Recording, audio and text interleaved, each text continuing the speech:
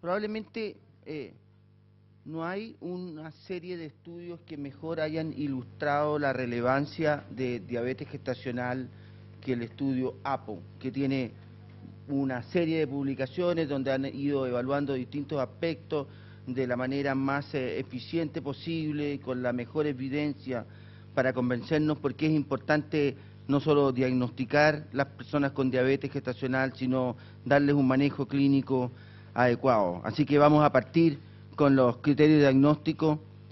Patrick Catalano, que en realidad es una autoridad al respecto, va a partir esta tarde con nuevos criterios diagnósticos en diabetes gestacional, las implicancias del estudio APO. Patrick, por favor.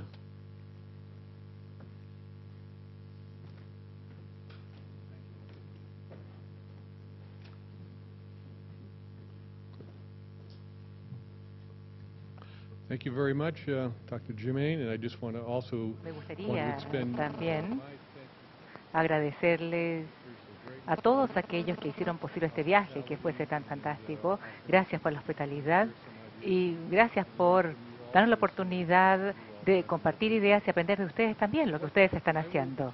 A lo que me voy a referir en primer lugar son los temas relativos a los criterios APO para la diabetes gestacional.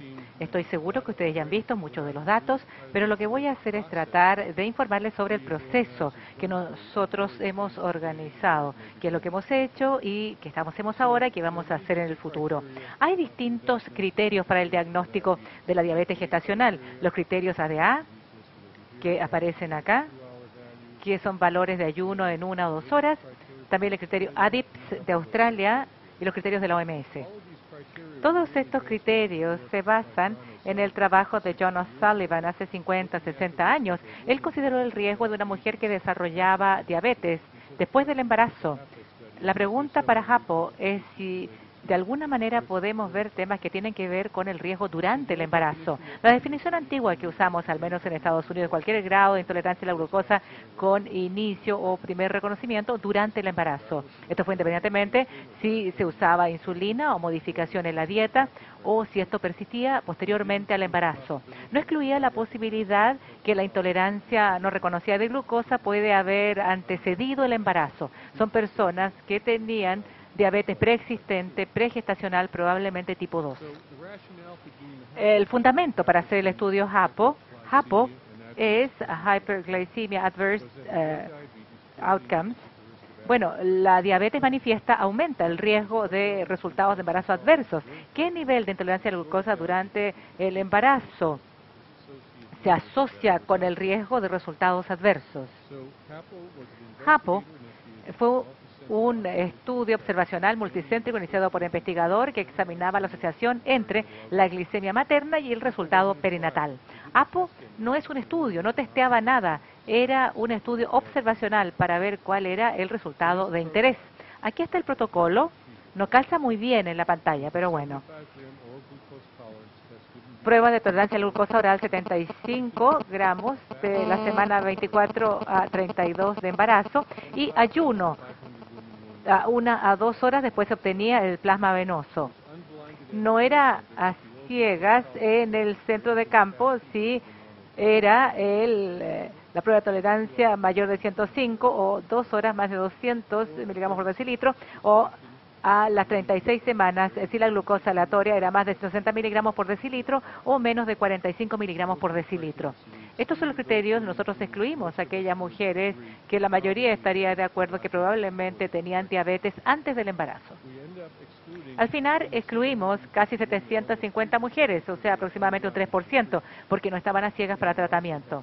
Y también teníamos un 6% de la población, 1.400, que tenían datos incompletos por alguna razón. Esto nos dejó con 23.000 mujeres que tenían un estándar de cuidado para el Field Center. Además, al momento del parto, se tomó el péptido C y la glucosa del cordón umbilical. El péptido C es una medición de resistencia insulínica fetal.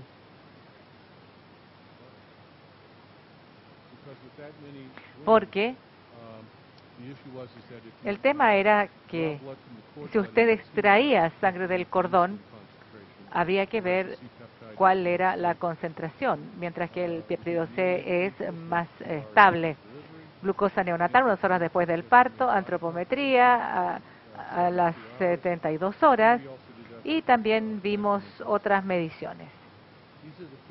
Estos son los centros Bellflower en California, fuera de Los Ángeles, Chicago, el Dr. Peaceman, Providence, donde está el Dr. Kustin, Cleveland, donde estoy yo, Toronto, Belfast, Manchester, Barbados, Israel, Beersheba en Israel, Bangkok, Brisbane en Australia, Newcastle, Singapur y Hong Kong.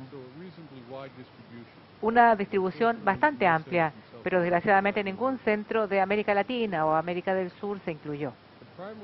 Los resultados primarios del estudio APLO era ver el peso al nacer del recién nacido más del percentil 90. Parto por cesárea primaria, no secundaria, hipoglicemia neonatal clínica y hiperinsulinemia neonatal. Como dijimos antes, formaba parte de la hipótesis de Peterson. Resultados secundarios: el porcentaje de grasa corporal del recién nacido, parto pretérmino, desarrollo de preeclampsia, distocia de hombro, lesión al nacer o ingreso a la UCI neonatal. Estas son las categorías para esas 23.000 mujeres. Esta es una categoría que se basa en porcentajes. En Chicago se calculó en base del ayuno a la hora y las 2 horas, ya que están los valores 75 miligramos por decilitro, 75 a 79 y así sucesivamente hasta 101. Aquí pueden ver a la hora, aquí están los, y aquí está a las 2 horas. Estos datos están publicados en un artículo del New England. Estas son las asociaciones, glucosa y resultado primario. El azul representa glucosa en ayunas, el rojo glucosa a la hora y el amarillo a las 2 horas. Pueden ver que a medida que las categorías de glucosa van aumentando, la frecuencia de un peso al nacer mayor al percentil 90 aumenta al 25, al percentil 25. Les voy a mostrar el desglose, ya sea si se vea en ayunas o la prueba de la hora a las 2 horas, pero en general el ayuno era lo más predictivo. Esto fue para un peso al nacer más del percentil 90. Cesárea primaria, relativamente lineal, pero vemos aquí un poquito al percentil 30 para el valor de 1 hora. Hipoglicemia clínica. Aquí la pendiente es mucho más aplanada. Aquí tenemos el ayuno que está dentro de la categoría 7. Finalmente, el péptido C del cordón es importante, casi relación lineal con la glucosa en ayunas, pero la glucosa en ayunas parece ser el que se correlaciona mucho más al péptido C mayor del percentil 90. Hubo muchos confundentes. Cuando hay 23.000 mujeres en 15 centros distintos, hay el potencial de confusión. Se hizo un ajuste para ello. El centro campo, variables al momento de la prueba de tolerancia a la glucosa, la edad de la madre, IMC, presión arterial promedio, la estatura. Género del recién nacido, paridad, que es un factor de riesgo, tabaquismo y consumo de alcohol. Dependiendo del lugar, variaba mucho el tabaquismo. Hospitalización antes del parto por cualquier razón. Por ejemplo, si tuvo preeclampsia. Antecedentes familiares de primer grado de diabetes y edad gestacional. Tratamos de mantener un rango estrecho, pero era 24 o 28 semanas. Glucosa materna. Resultado perinatal. Las asociaciones son independientes de la edad materna, IMC y antecedentes familiares. Eso es muy bueno. Las asociaciones no difirieron entre los centros. Uno de los objetivos del estudio APO era desarrollar un criterio uniforme para el desarrollo de diabetes gestacional que se pudiese aplicar en cualquier parte del mundo. Actualmente, cuando comparamos factores relativos a la diabetes gestacional, ya sea para la madre o para el hijo, uno no puede comparar distintos lugares porque usan distintos criterios. Los resultados son aplicables en todos los centros y pueden teóricamente ser usados mundialmente para desarrollar criterios basados en resultados para clasificar la intolerancia a la glucosa durante el embarazo. Bueno, hicimos el estudio APO y la siguiente pregunta es, ya que tenemos una relación lineal que al parecer no es un punto de corte obvio, ¿cómo pasamos de estos criterios a algo que sí podamos hacer? Bien, evidencia de experto para resolver el tema. Esta es una fuerza de tarea de la Asociación Internacional de Diabetes en los grupos de estudio de embarazo. Le llamamos IADPSG. Estos son los miembros, hay organizaciones afiliadas. DPSG, del EASD, de ahí es Jürgen Peterson, la Sociedad Japonesa, Australasia, que incluye Nueva Zelanda, la costa oeste de Estados Unidos, DEPSI, que está en India, el grupo de interés canadiense, organizaciones afiliadas. Grupos asociados son la Asociación Europea de Medicina Perinatal, la Sociedad de Medicina Materno-Fetal de Estados Unidos y la Asociación de Diabetes de Estados Unidos, el ADA. Había un grupo razonable de personas. Esto es un amplio espectro, pero por supuesto puede haber omisiones. Hubo un taller en Pasadena, California, una conferencia de 3 días. Los primeros 2 días eran presentaciones de datos y discusiones. Fue encabezado por el doctor Metzger. 220 delegados de 40 países. Lo que hicieron cada país es ver los datos, hablaron y básicamente cada país o grupo se reunió después y discutió los datos para ver qué era importante para ellos. El día 3 hubo grupos más pequeños, una sesión de desarrollo de consenso, algo un poco más manejable. Eran 50 delegados, no 220. Estaban representados organizaciones como ACOG, ADA, EASD, la OMS, IDF, el CDC, el NIH participó en los grupos en general. Y de estos 50 delegados llegamos a un comité directivo o comité de redacción encabezado por el doctor Metzger. Yo formé parte de este grupo más pequeño.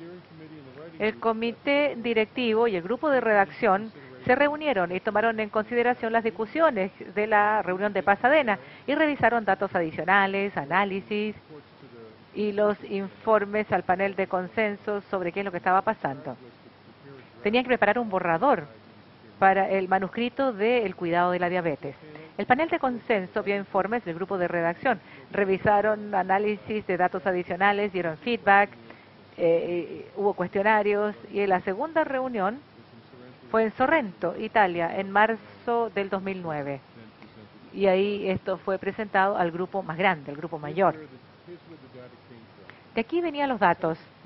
El panel de consenso consideraba resultados para definir umbrales. Importancia relativa de resultados del estudio, había muchos, pero cuáles se debían escoger.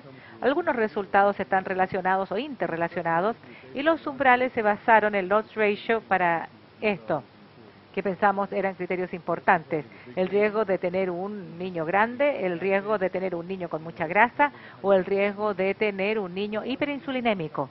Muchos de los temas que hablamos antes, por ejemplo la hipótesis de Peterson o si hablábamos de otros temas relativos a la epidemia de la obesidad. Este es un criterio. Si damos un vistazo a la frecuencia más del percentil 90 de peso al nacer, grasa corporal y péptido C del cordón, hay relaciones lineales. Es difícil ver un punto de corte en algún lugar dentro de las líneas en cuanto a la concentración de glucosa en milimoles en el eje de las X. O sea, se rastrean muy bien, se siguen muy bien. Glucosa en ayunas, glucosa plasmática a la hora. Voy a volver a eso. Pueden ver que la pendiente es menos acentuada. A ver, ¿cómo irá? Anterior, yo creo, ¿no? Anterior.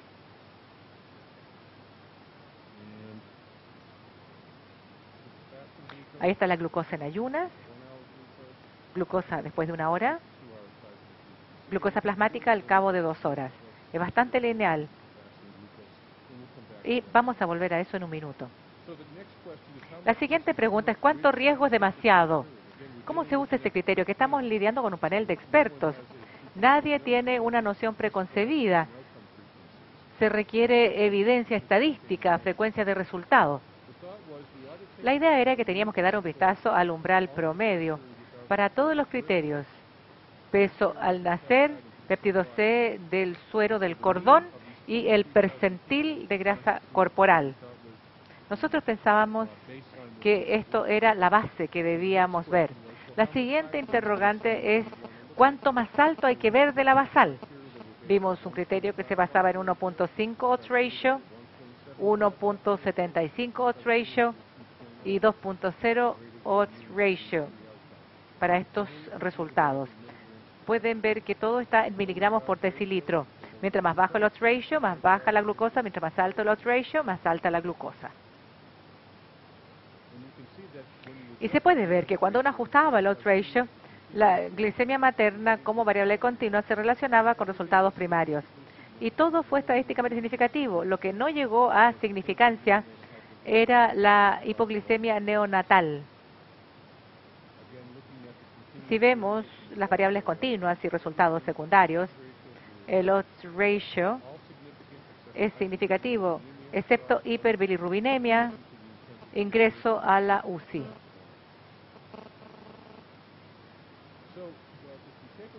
Si damos un vistazo a los resultados, los valores de glucosa mayores o iguales que el umbral. Si tomamos un peso al nacer más del percentil 90, si vemos todos los valores que fueron inferiores al umbral, fue solamente 8.3% de la población. Pero si hay un valor de mayor al umbral, era en este odds ratio, vemos que hay el doble de niños que tenían mayor peso, que si estaba menos en el umbral. Péptido C del cordón, un poquito mayor a 2 veces el riesgo de tener un péptido C mayor al percentil 90, si era mayor aquí que acá. Grasa corporal, el doble si estaba por sobre el umbral comparado por debajo del umbral. Y si comenzamos a ver resultados secundarios de preeclampsia, el doble. Nacimiento pretérmino no fue tan alto, este por percentil, distocia del hombro y cesárea primaria un poquito alta.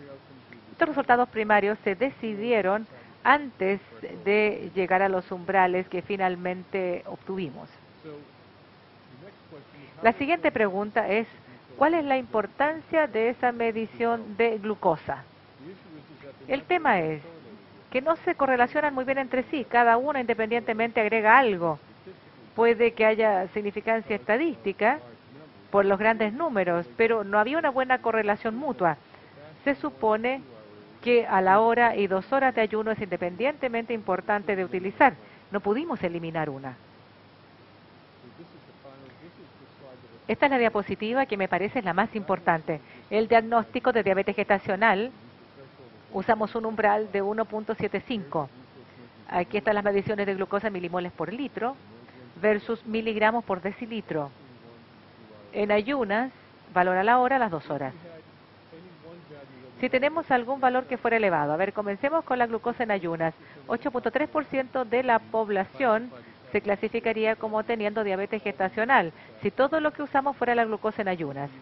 Ahora, si usamos glucosa en ayunas más la hora, se agrega otro 7%, estamos en un 14% de la población. Un 14% de la población ya sea tenía glucosa elevada en ayunas o a la hora. A las 2 horas agrega un 2%, entonces llegamos a 16%. Usando estos criterios, si uno solamente utiliza en ayunas, representa un 8% de la población.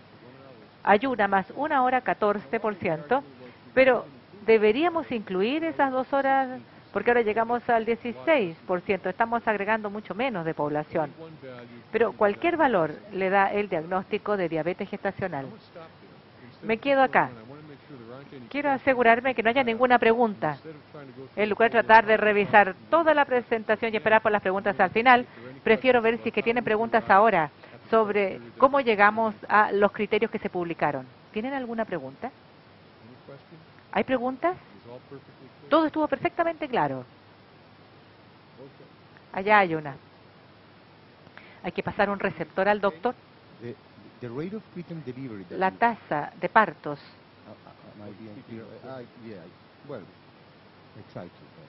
Voy a tratar de hablar en inglés, dice él. La tasa de partos pretérmino, ¿eran espontáneos o indicados? No se separó. Volviendo al pasado doctor Pisman, muchos tenían obesidad y otros factores. No separamos si era indicado o era idiopático. Yo creo que esto es especulación. que mientras más elevada la glucosa, mayor el riesgo de otras complicaciones también, ya sea un niño muy grande, si había desarrollo de preeclampsia. No distinguimos en este estudio específico, pero es especulación. Bien, voy a avanzar un poco a menos que alguien tenga alguna pregunta. Hay una pregunta. ¿Qué dosis de glucosa usaron? What was the glucose dose that you used? 75 gramos de glucosa. El mismo criterio que usa la OMS. ¿Alguna otra pregunta? Entonces, IADPSG emitió valores umbral para diabetes gestacional como sigue. Ayuno 5.1 milimoles, a la hora 10 milimoles, en el de 2 horas debe ser 8.5 milimoles. Así como el criterio para embarazo, en vez de gastar tanto dinero en APO, no era algo tan distinto como lo que ya estamos usando. Solíamos usar, al menos en Estados Unidos, 95, 180 y 155. Y aquí estamos, 92, 180 y 153. Las diferencias, tú necesitas un valor anormal, no dos. Usamos 75. En Estados Unidos la mayoría usa 100. Pero si vemos los criterios, uno puede utilizar 75 si usted quiere. Uno o más valores anormales le daban el diagnóstico de diabetes gestacional. Tomamos eso. ¿Qué pasa con los resultados para el tratamiento de diabetes gestacional leve? Excluimos personas que tenían glucosa en ayunas de más de 1 o 5 y 2 horas más de 200. Estos son datos de Caroline Crowther. Su estudio fue publicado en el 2005. Atención rutinaria versus intervención. La intervención tenía menor peso al nacer, menor riesgo de niños grandes, menor riesgo de microsomía, menor riesgo de preeclampsia y más menor riesgo de bajo peso al nacer. Pequeño predagestacional. Los niveles de glicemia que nosotros usamos en el estudio fueron similares a los nuestros, no exactos, pero similares. ¿Qué ocurre con la medicina materno-fetal? Este es el estudio de Linden que fue publicado en el 2009. Lo que observamos es que el peso al nacer del percentil 90, tratado con dieta y ejercicio, puede bajar el riesgo.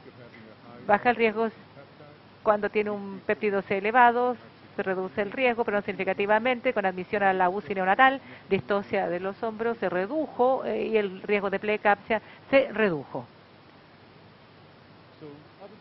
Otras consideraciones que tenemos en la medición de glucosa. Frecuencia y el odds ratio aumenta sustancialmente con cambios pequeños. Esta es la razón por la cual nosotros no redondeamos las cifras. En lugar de poner 90, en lugar de 92. Había grandes cambios, pero con incrementos menores. El plasma venoso o el suero usando un método enzimático de alta precisión son métodos bastante precisos y el muestreo capilar no debería ser usado para el diagnóstico. Hay que hacer mediciones centrales. ¿Por qué no usar umbrales fáciles de recordar? Porque no era factible. Si usaban un número arbitrario como glucosa en ayunas de 5 milimoles por decilitro, era sustancialmente afectado por la proporción de mujeres que cumplen el criterio umbral. Nosotros usamos unidades estándar. Esto se usa y los números son fáciles de recordar y son difíciles dependiendo de la unidad que use. No había una forma simple de poder hacer un redondeo. Esta es la publicación. Todo el texto está disponible. Uno lo puede bajar, yo creo, y ver la información detallada. ¿Quién ha adoptado los criterios? Esta es una pregunta que muchas personas se han hecho. Ha sido aceptado por el American Diabetes Association, el ADA, hace 2 años, la Asociación de Diabetes de Japón, los criterios DIPSI, embarazo y diabetes en India, Brasil, Italia, Alemania. ¿Quién lo rechazó? El Colegio Americano de Ginecobstetras y también el Grupo Español lo rechazó. ¿Quién lo está viendo? La OMS. Ellos van a presentar sus recomendaciones en los próximos 6 meses.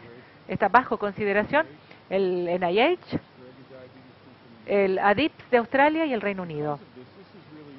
Verdaderamente, esto debería estar en esta columna. El año pasado, el NIH apoyó el estudio HAPO y dijo, ¿deberíamos aceptar estos criterios o no? Reconocemos que son arbitrarios, se basan en opinión de expertos y no hay un corte fijado. O sea, los criterios se hacen por consenso. El NIH tenía la opción de hacer una conferencia de consenso donde podían juntar personas independientes, no alguien que hizo el estudio, sino personas que podían leer estos estudios.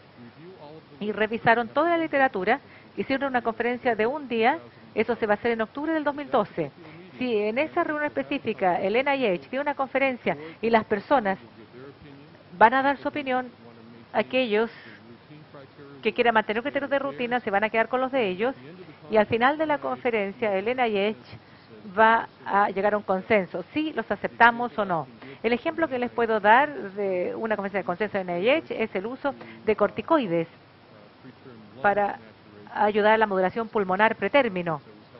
Esa conferencia se hizo hace como 10 años y el NIH dijo que el uso de corticoides para aumentar la maduración pulmonar es razonable y eso hay que aceptarlo. Lo que yo voy a mencionar es que el American College of Obstetrics and Gynecology quizás puede decidir aceptar el NIH. Esto está rechazado por ahora, pero si la conferencia de consenso está de acuerdo con estos criterios, el ACOG va a caer en esta categoría y el NIH también. Si no, bueno, vamos a tener que esperar y ver. Eso es lo que tenemos en este momento. Aquí quedo y no sé si hay alguna pregunta. Muchas gracias.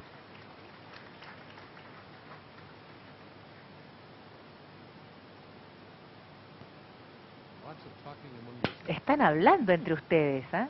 No, una pregunta, Doc. Bueno, felicitaciones por lo claro de la presentación. Congratulations for a very clear presentation. Que en el estudio You said that in the study you excluded patients who had sobre un fasting valor glucose y la over glicemia a a las 2 certain horas value, sobre un valor and muy at alto. 2 hours, in ¿Se a confirmó very en high esas value? pacientes si se Did you trataba de confirm diabetes those patients gestacional whether it was propiamente tal gestational diabetes o proper, eran diabéticas or were pregestacionales? they Y la predisposition to otra diabetes? comentario o And the pregunta other comment or es que question is, todas estas pacientes fueron all of those sometidas patients primariamente a were tratamiento subject dietético, to diet porque eran pacientes de bajo because riesgo they con were at diabetes low gestacional risk moderada. with moderate gestational diabetes. ¿Existe la posibilidad de Is there any pensar possibility que to si think nosotros that le if hacemos un manejo we dietético a do todas a nuestras diet pacientes desde que se management to our embarazan, patients right from vamos a the time tener they un get menor pregnant, número we're de going to diabetes have a lesser gestacional number of o una gestational mejor diabetes, facilidad para manejarla si es que aparece? we are going to Es be como lo que able se to propuso manage alguna it in a vez better sobre el way uso if de la they appear, aspirina. such as the use Dar of la aspirina a todo el aspirin, mundo and para give disminuir aspirin el to riesgo everyone to preeclampsia. reduce the preeclampsia Es un poco risk. por ahí va la pregunta. That is my question. I think those are your questions. Let me see if I Sus can preguntas, answer lots of vamos a ver si las puedo responder todas, son muchas. First is that Primero, this was a very observational esto era study. un estudio muy None of these observacional. patients were Ninguna given de estas pacientes diet for the se le dio treatment of una dieta stage para el 2 tratamiento de diabetes. diabetes All of them were gestacional. offered A todas ellas routine se les criteria. ofreció los criterios de This amount rutina. of weight, Debe aumentar we tal don't know what you peso, have, no everyone sabemos was qué blind, tiene. so Todo there was estaba no a ciegas, o sea, no había ningún purely tratamiento de observational. dieta, era puramente observacional. The second part of your La question segunda is, parte would de su diet pregunta make es a si la dieta difference? hubiese I hecho think la this is diferencia. why we looked Bueno, at por eso nosotros vimos the network el estudio Network y A-Choice para ver si este diabetes tratamiento de diabetes gestacional leve exactly like what o, we came up with APO. hacía algo también, pero la idea era ver si el tratamiento podía mejorar el resultado de la diabetes gestacional leve. Pensamos que el tratamiento de la diabetes gestacional leve sería muy útil. El otro tema, bueno, la primera pregunta que usted hizo con respecto a las mujeres que tenían en ayuno más de 1,05, por el tiempo no entré en detalle al respecto. Por ejemplo, el ISDPG también planteó criterios para diabetes manifiesta. En la diabetes manifiesta, el criterio para el desarrollo de diabetes, que era pregestacional, pero se diagnosticaba durante el embarazo por primera vez, usted le podía llamar manifiesto. Y esto es una hemoglobina glicosilada más de 6.5, glucosa en ayunas más de 1,05 y a las 2 horas más de 200 en una prueba con 75. O sea, no entré en eso, pero esas personas ahora se clasificaban como manifiestas, diabetes franca, pero todos los demás fueron observacionales, no los tratamos. y nosotros pensamos, sin datos todavía, pensamos que el tratamiento de esas personas, incluso con dieta y ejercicio, debiese haber producido una mejoría. La gran preocupación ha sido que al menos en Estados Unidos nosotros pasamos de un diagnóstico de diabetes gestacional en 5% de las personas y esto lo aumentaría a un 16%. Si agregamos a aquellas personas con diabetes pregestacional o diabetes manifiesta, llegaría a 20 o 25%. Nuestro centro en Cleveland tiene el porcentaje más alto de mujeres que habían tenido exámenes anormales. Eso no lo sabíamos antes. Es básicamente porque tenemos una población pobre, elevada población de afroamericanos y son obesos. Lo que hemos escuchado hasta ahora, y debería ser de preocupación, debería ser discutido, es que uno va a tratar a tantas personas con este diagnóstico. ¿Es una enfermedad? Si tiene más o menos un 20% de la población con esto. Y el argumento es, si nosotros vemos los criterios para diabetes en una población sin embarazo, es un 20 o un 25% de las personas, al menos en Estados Unidos, que tienen prediabetes. Algunos han ido más allá y han dicho, ¿por qué estamos tratando solamente la diabetes? Deberíamos tratar también la obesidad. Uno de los argumentos que yo diría es, sobre la base de los estudios que se han hecho, el A-Choice, el Network, donde trataban la hiperglicemia, el tratamiento de la hiperglicemia tiene un efecto, al parecer. Y como el doctor Pisman mencionó, el tratamiento de la obesidad puede que no sea lo suficientemente específico. Tratamiento de obesidad con dieta para bajar el peso, no sabemos todavía si es suficiente. Todavía no podemos juntar diabetes gestacional con obesidad. En Diabetes Care, un paper fue publicado, no traje una diapositiva para mostrarlo, pero hay un efecto independiente de la obesidad y la diabetes gestacional en resultados como niños más grandes o con más tejido adiposo. Se suman, pero son independientes. El tratamiento de la diabetes puede mejorar el resultado, pero no hemos encontrado cuál es el mejor tratamiento para la obesidad, aparte de perder peso antes de embarazarse, por cierto. Ojalá que eso haya respondido a su pregunta. Mi respuesta fue muy larga.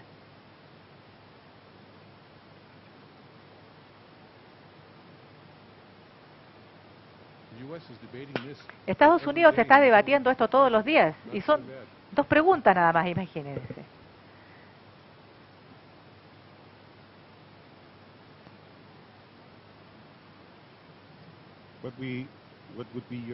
¿Cuál sería su recomendación para glucosa en ayunas sobre 92 miligramos durante el primer trimestre? Esa es una muy buena pregunta y es en serio. Yo le mostré estos datos. Nosotros solamente estamos viendo el tiempo estándar de embarazo de 24 o 28 semanas para el diagnóstico de la diabetes. Yo le puedo mostrar datos que muestran que incluso en las mujeres que desarrollan diabetes gestacional, la glucosa en ayunas se reduce a medida que avanza el embarazo. Lo que yo pienso, mi opinión, es que hicimos el estudio APO demasiado tarde en el embarazo. Se hizo por la tradición de 24 o 28 semanas. Esto viene del doctor O'Sullivan. Idealmente deberíamos haber hecho el estudio al principio del embarazo. Y ahí hubiésemos tenido una mejoría teórica, ¿no?, de resultados si uno trata antes. Y el criterio hubiera sido distinto. La glucosa en ayunas durante el primer trimestre, yo creo, sería 95, 98 miligramos por decilitro, porque sabemos que la glucosa en ayunas cae. El problema al tratar el tercer trimestre es que podemos mejorar el resultado, pero lo hubiésemos hecho mejor tratando antes, si hubiésemos tenido el diagnóstico, pero somos esclavos de la tradición, incluso en APO. Muy bien, muchas gracias.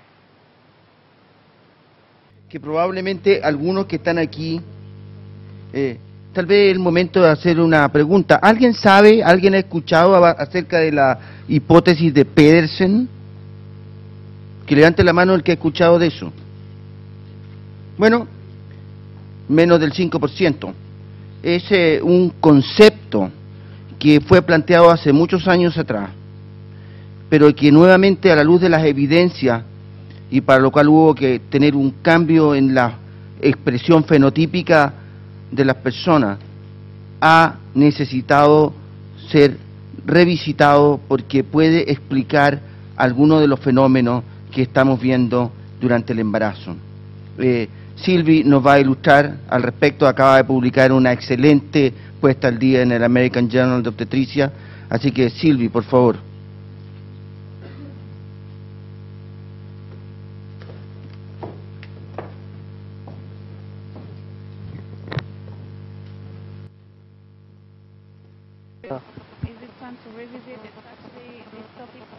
Bueno, este título tiene que ver con un paper que publicó un grupo hace un año.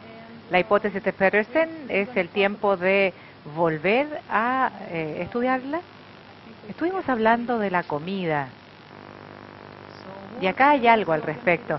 ¿Quién fue Jorgen Pedersen? Un internista que atendía a mujeres diabéticas. Nació hace 2 siglos en Copenhague, Dinamarca. Y era un hombre muy eficiente y atendía, como dije, mujeres con diabetes tipo 1. Bien, la hipótesis que él desarrolló se le conoció como la hipótesis glucosa-insulina. De cierta manera tiene que ver cómo la diabetes materna induce el sobrecrecimiento fetal. Esta es la hipótesis.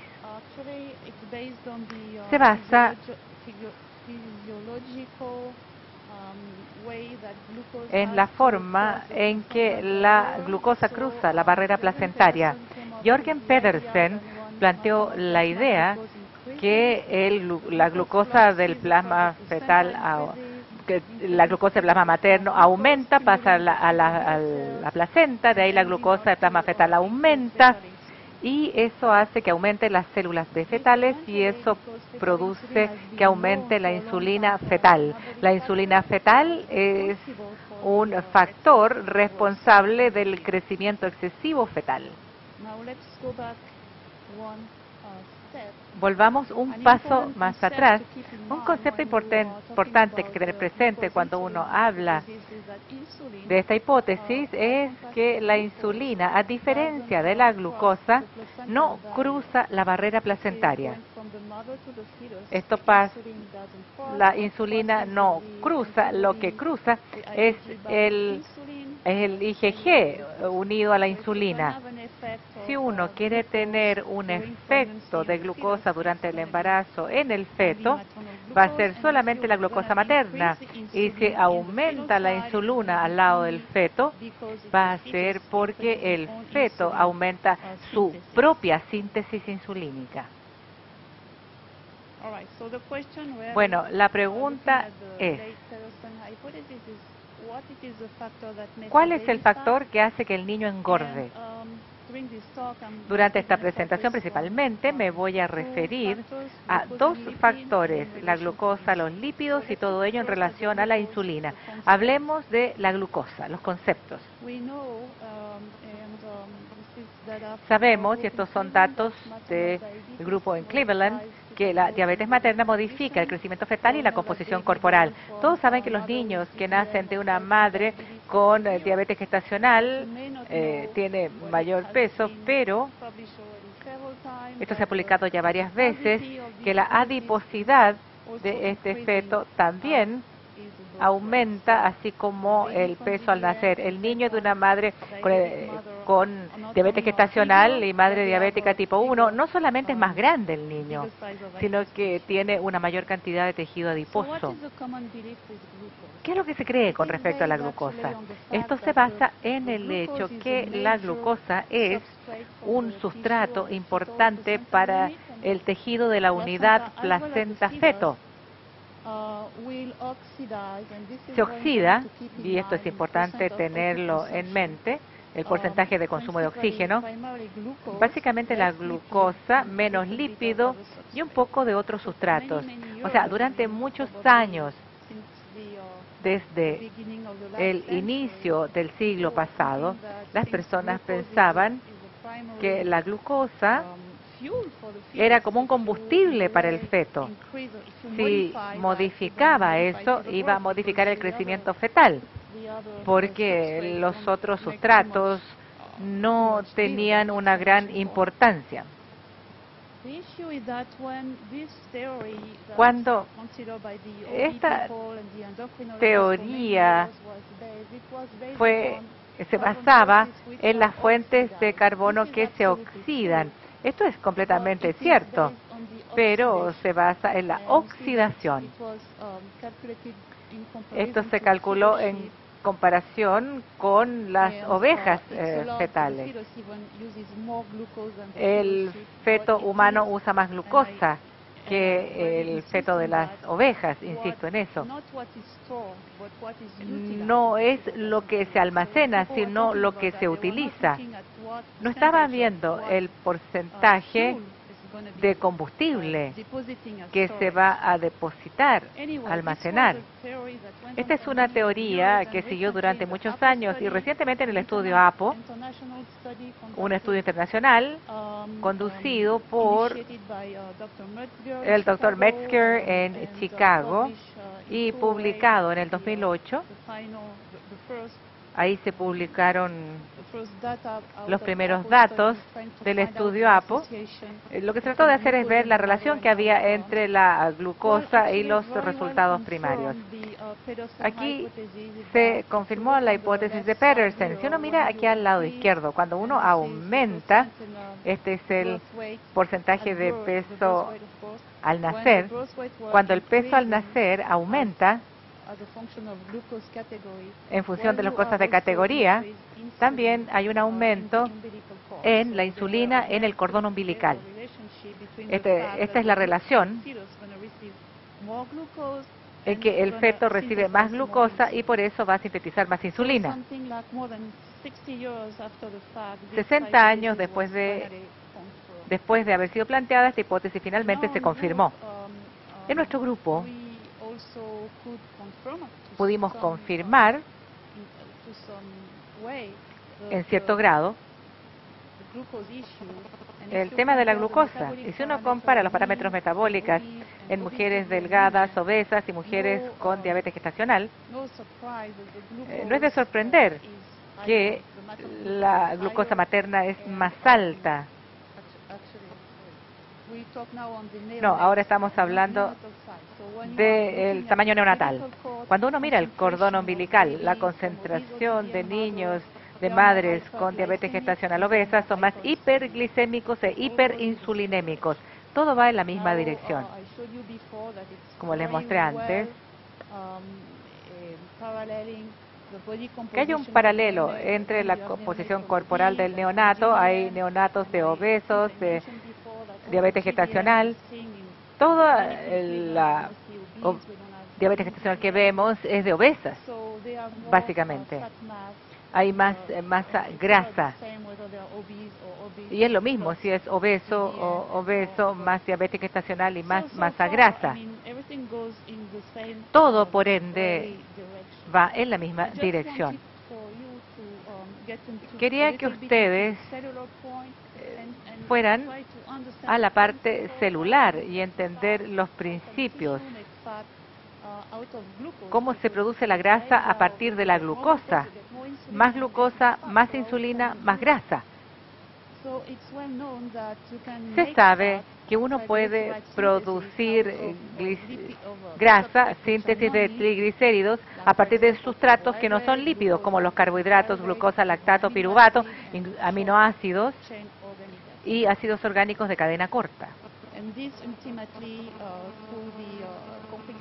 A través de una vía bastante complicada, esto se forma en gotitas lipídicas. Esto se ha hecho en líneas celulares en adultos. La vía para la síntesis de ácidos grasos de novo en tejido adiposo, cuando uno comienza con la glucosa, no voy a revisar todo, pero uno puede comenzar con la glucosa, entrar a la célula, pasar por el ciclo de Krebs y finalmente llegar a TAG. Quiero que noten ustedes que hay enzimas que facilitan la conversión. Ahí estamos, el transportador de la glucosa, dihidrogenasa piruvato. Aquí está la síntesis de ácidos grasos. Todas estas enzimas se ven activadas por la insulina. Si usted está en un entorno en que hay glucosa más insulina, si solamente tiene glucosa, funciona de manera moderada, pero si hay glucosa más la insulina, ha activado toda esta cascada y le da a la célula la oportunidad de producir más lípido. De cierta manera, cuando uno ve al niño de un obeso o una madre con diabetes gestacional, tiene más tejido adiposo. Es una indicación que ha habido síntesis de ácidos grasos y almacenamiento, pero que viene de sustratos no lípidos, como la glucosa.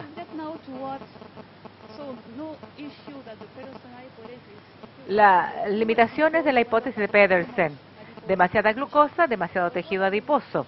Pero, ¿cuáles son las limitaciones? Primero, este es un resumen para ustedes. La macrosomía fetal con adiposidad aumentada se observa también en mujeres prediabéticas con nivel glicémico casi al normal. También puede tener más niños adiposos en una mujer diabética que tenga un control glicémico satisfactorio. Es decir, no aumentan los flujos de glucosa que llegan al feto. La glucosa en sangre va a ser el único determinante importante de adiposidad fetal. Uno esperaría encontrar niños de crecimiento normal bajo estas condiciones. Esa es la pregunta que nos hacemos, porque es como una paradoja. Es algo que tenemos que tener presente, que no mencioné al principio. Era que cuando la hipótesis de Pedersen se concibió por Jørgen Pedersen en Noruega, principalmente estaba viendo pacientes diabéticas tipo 1, que eran delgadas en ese momento. Esta era la década del 50. Había muy poca diabetes gestacional en ese tiempo. Y si había alguna, era delgada.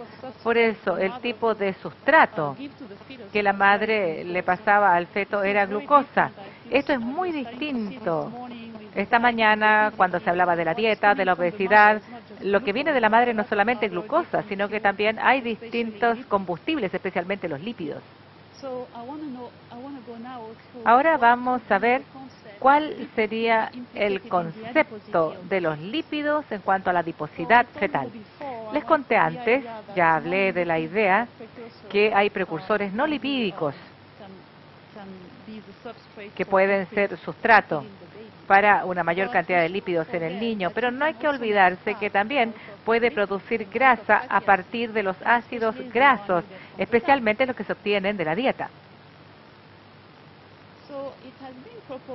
Se ha propuesto, y es una teoría que no es tan nueva, esto se propuso en el año 74. Los ácidos grasos maternos también pueden ser precursores de los triglicéridos en el tejido adiposo fetal. Esto fue propuesto por este grupo de personas y también bastante bien respaldado por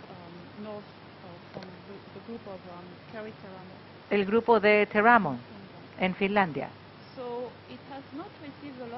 No se le ha prestado mucha atención porque era el momento en que mucho énfasis era cómo controlar la diabetes, el embarazo, cómo obtener la glucosa en sangre. A nadie le importaban los lípidos después del control de la glucosa. Todo era perfecto, el mundo era perfecto. Pero en ese momento, ¿por qué puede ser esto importante? Esto también es de nuestro grupo. Pudimos observar que la composición, la adiposidad que uno mide al momento del nacimiento tiene una muy buena correlación con los triglicéridos plasmáticos de la madre, su concentración, ya sea antes de la gestación, en el primer trimestre, o bien de manera tardía en el embarazo. Esto era una indicación de un sustrato lipídico, de ácidos grasos, que podría estar comprometido en la acumulación de adiposidad en el feto. Si este es el caso, ¿cómo funciona a nivel fisiológico? ¿Cómo ustedes llegan a ese tamaño fetal? Aquí tenemos la parte de la madre, la placenta, ya conocen estas imágenes. Los lípidos maternos, ácidos grasos, triglicéridos, pueden llegar al feto. Una vez que traspasan la placenta, son captados por proteínas transportadoras que se especializan en los ácidos grasos. Pueden llegar ya sea al hígado fetal y volver al tejido adiposo, pueden ingresar directamente a la célula o al adipocito del feto. Esta es una manera, aparte de la glucosa, de tener un sustrato para la lipogénesis en el feto.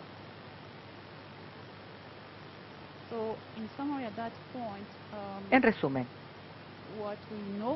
lo que nosotros sabemos, por cierto, es que el almacenamiento de los triglicéridos en el tejido adiposo fetal puede producirse no solo a partir de la glucosa, sino también de los sustratos lípidos. Y que la lipogénesis a partir de la glucosa es intensificada por la insulina, lo que es distinto a la lipogénesis de los lípidos, que no necesita la insulina para que ocurra.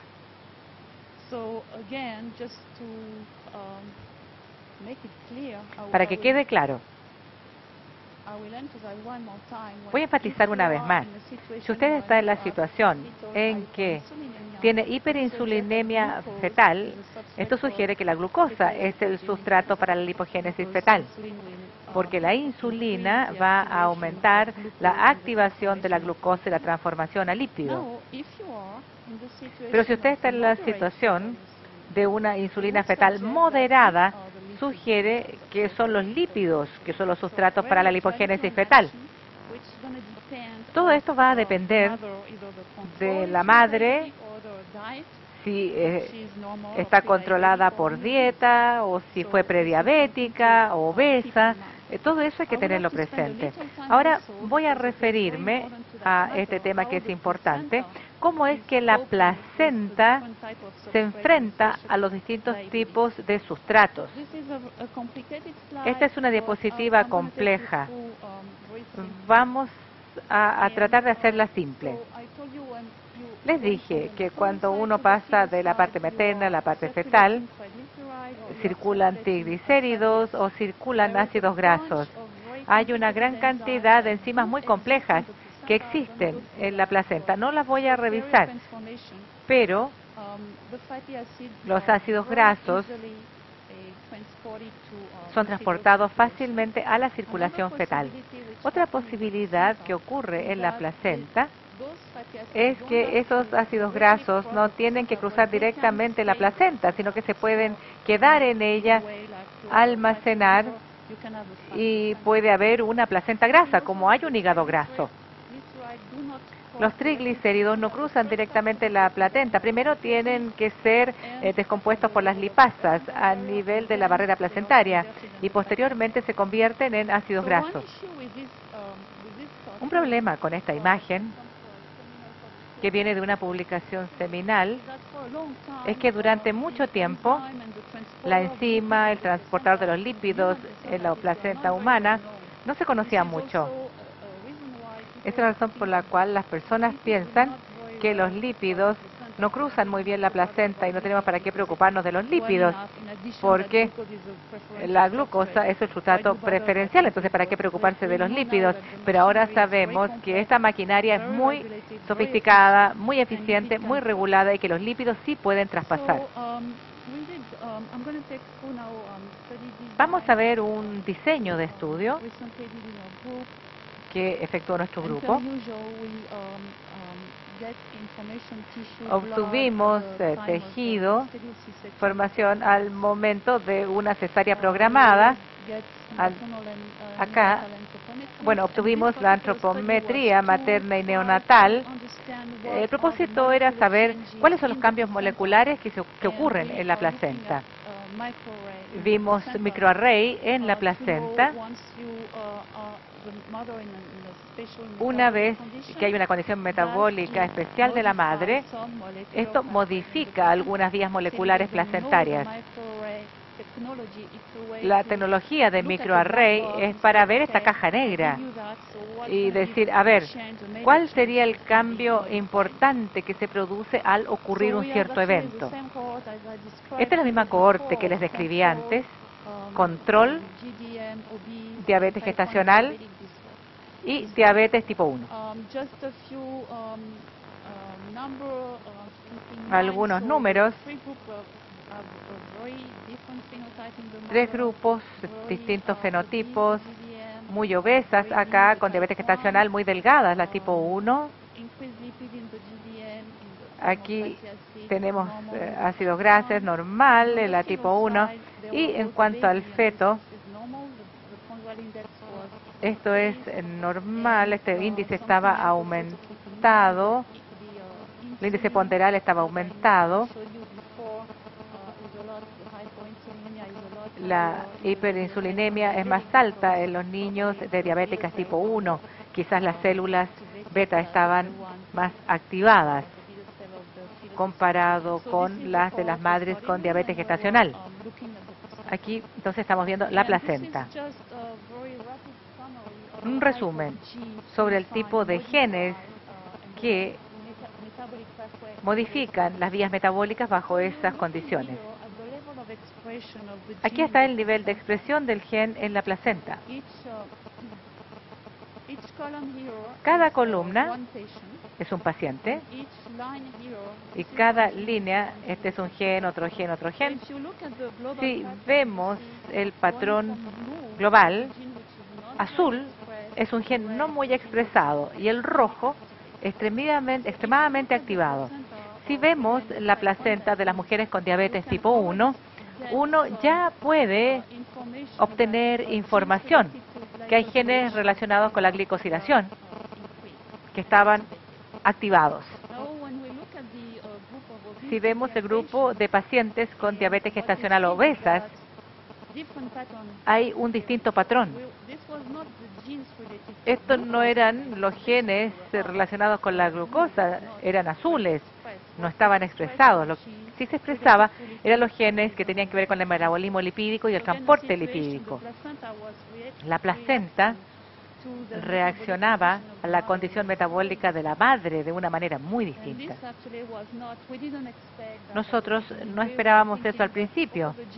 Esperábamos que, bueno, en la madre con diabetes gestacional puede haber una activación, distintos niveles de activación, pero nosotros no esperábamos que los genes lipídicos aparecieran acá. Fue una gran sorpresa.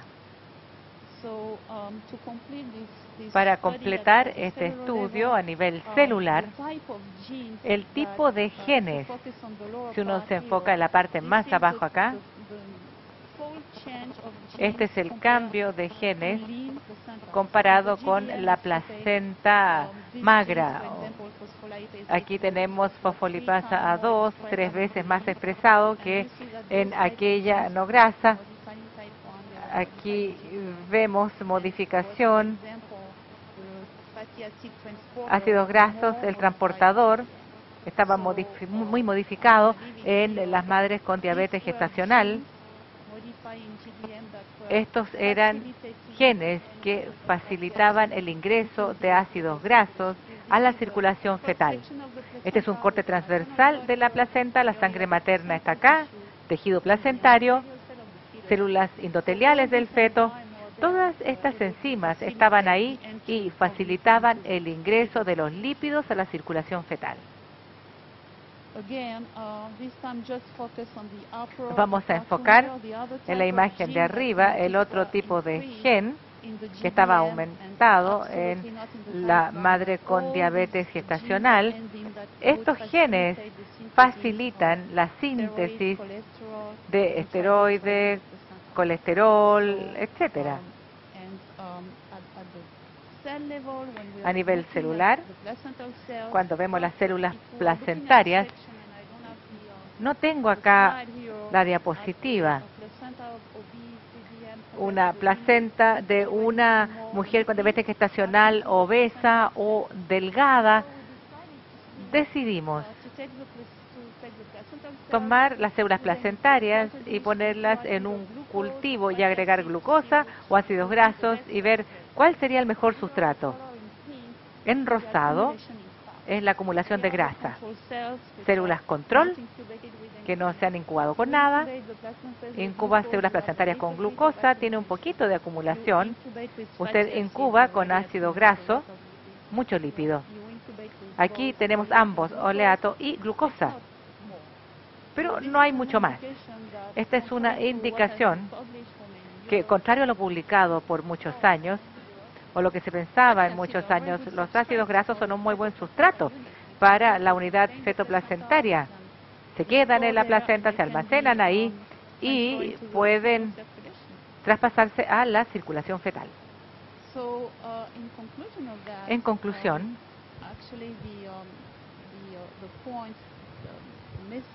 el mensaje que me gustaría que ustedes se llevaran es que el metabolismo y flujos de lípidos placentarios hay que considerarlos, ya que contribuyen a aumentar la adiposidad fetal. Dejemos de enfocarnos en la glucosa porque solamente forma parte de la ecuación. ¿Qué contribuye a la acumulación de grasa fetal? Bueno, la homeostasis materna, la dieta de la madre también es importante. Aquí les di un ejemplo extremo. Estas son condiciones extremas de diabetes gestacional y obesidad.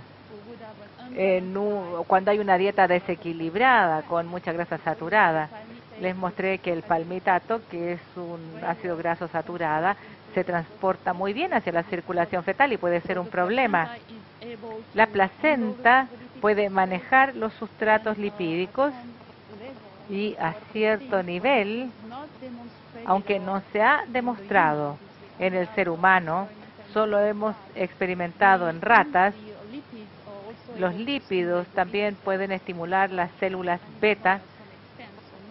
Entonces, no solamente la glucosa, uno puede hacer más insulina a partir de lípidos y es algo que hay que considerar y puede tener consecuencias de largo plazo en la adiposidad, aumentar la adiposidad durante la gestación y al nacer. Creemos que este es un campo de investigación muy importante. Estamos trabajando activamente en esta dirección. Hemos tratado de ver si uno puede hacer síntesis de lípidos de nuevo en adipocitos fetales humanos. Les he mostrado datos con la placenta. Tenemos muy poco acceso a adipocitos humanos en el feto. Y todas las teorías bioquímicas se hacen sobre la base de adultos. Hay que asegurarse que el tejido adiposo fetal tenga exactamente las mismas enzimas para poder lidiar con los precursores lipídicos como los adultos. Por eso es un punto crítico. Hemos tenido algunas dificultades para recibir fondos para hacer investigación con tejidos humanos. Otra cosa importante es poder encontrar una manera de medir los flujos de los lípidos de la madre al feto. Bajo ciertas condiciones hay que ver si se pueden regular hacia más o menos. Voy a terminar esta parte de mi presentación aquí, simplemente recordándoles que es muy importante lidiar con los temas de dieta, ver cómo uno va a alimentar a la madre embarazada, glucosa, lípido, dieta bien equilibrada. Se ha hablado de alta fructosa, bebidas con alta glucosa y lo que es muy importante, si algunos de ustedes hacen investigación clínica, por favor traten de facilitar los estudios humanos. Necesitamos más información para responder estas preguntas. Muchas gracias por su atención.